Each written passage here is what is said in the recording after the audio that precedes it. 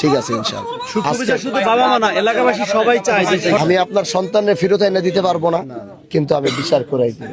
আমি তোমার বাবারে ফেরত আনতে পারবো না, কিন্তু এর সঠিক বিচার আমি তদন্তের মাধ্যমে এর সঠিক বিচার আমি করাই দিব। এবং যদি কেউ অন্যায় করে থাকে, হত্যার সাথে জড়িত থাকে, যদি এরকম রিপোর্ট হয় যে কেউ তাকে এরকম আঘাত প্রাপ্ত করছে, মারছে, মারার কারণে তার মৃত্যু হয়েছে, মারার কারণে এরকম কিছু, আমি এই যে ওর মেয়ে, তার স্ত্রী, তার মাকে আমি বলে যাইতেছি, এর জন্য, এর সঠিক বিচার পাওয়ার জন্য একজন এমপি, এই এলাকার একজন এমপি হিসাবে আমার যে কর্তব্য, আমার যে দায়িত্ব, আমি আমার দায়িত্বের জায়গা থেকে এক বিন্দু পরিমাণও পিছনে যাব না।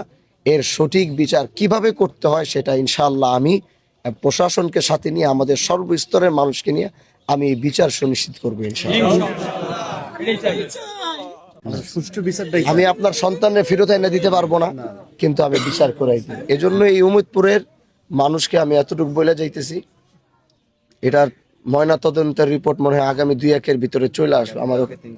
হ্যাঁ, মনে হয় আমি বলে দিছি। ওরা লম্বা সময় চাইছিল, কিন্তু আমি বলছি না, আমি বলছিলাম, কিন্তু তারা, আমি ফোন দেওয়ার পরে তারা এটা যত দ্রুত সম্ভব, হয়তো কয়েকদিনের ভিতরেই এই তদন্ত রিপোর্টটা হাতে আসবে, এবং এটা সঠিক তদন্ত রিপোর্ট আসবে, যেখানে কোনো ভেজাল থাকার কোনো প্রশ্নই আসে না, এই সুযোগই দেওয়া হবে না।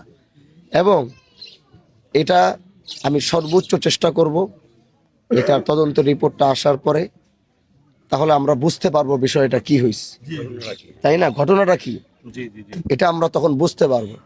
এবং যদি কেউ অন্যায় করে থাকে, হত্যার সাথে জড়িত থাকে, যদি এরকম রিপোর্ট হয় যে কেউ তাকে এরকম আঘাত প্রাপ্ত করছে, মারছে, মারার কারণে তার মৃত্যু হয়েছে, মারার কারণে এরকম কিছু, এর সঠিক বিচার কিভাবে করতে হয় সেটা ইনশাআল্লাহ আমি প্রশাসনকে সাথে নিয়ে, আমাদের সর্বস্তরের মানুষকে নিয়ে আমি এই বিচার সুনিশ্চিত করবো ইনশাআল্লাহ।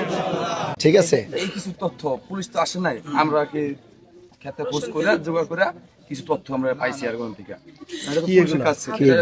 পুলি আছে, পুলিটার মধ্যে মানে যে রাখছে যায় নাকের ছাপ বসে রেখেছে, তারপর গ্লাভস, এগুলো যত্ন সহকারে রাখেন,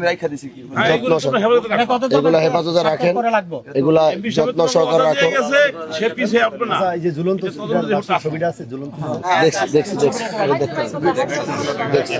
আমাদের সব দেখছি, সব দেখা, আমার সব দেখা শেষ, আমার সব জানা আছে।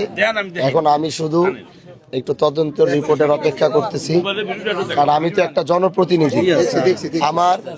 আমার সব জায়গায় আমার স্বচ্ছতার সাথে কাজ করতে হবে, মানে আমার কারণে কারো উপরে যেন অন্যায় জুলুম না হয়ে যায়। এজন্য জনপ্রতিনিধি হিসাবে আমার কিছু দায়িত্বের জায়গা আছে, কিছু জায়গার সিকিউরিটি নিতে হবে, কিছু জায়গার তদন্ত সঠিক রিপোর্ট আমার কাছে থাকতে হবে। এরপরে কি করতে হবে সেটা আমার দায়িত্ব। এজন্য আমি, ঠিক আছে মা, কি বলছি বুঝতে পারছো তুমি? আর মা, আমি আপনারও বলি, আমার সব জানা আছে, যা করতে হবে, কি করতে হবে, ইনশাআল্লাহ সেভাবেই করে দেব। ঠিক আছে ইনশাআল্লাহ।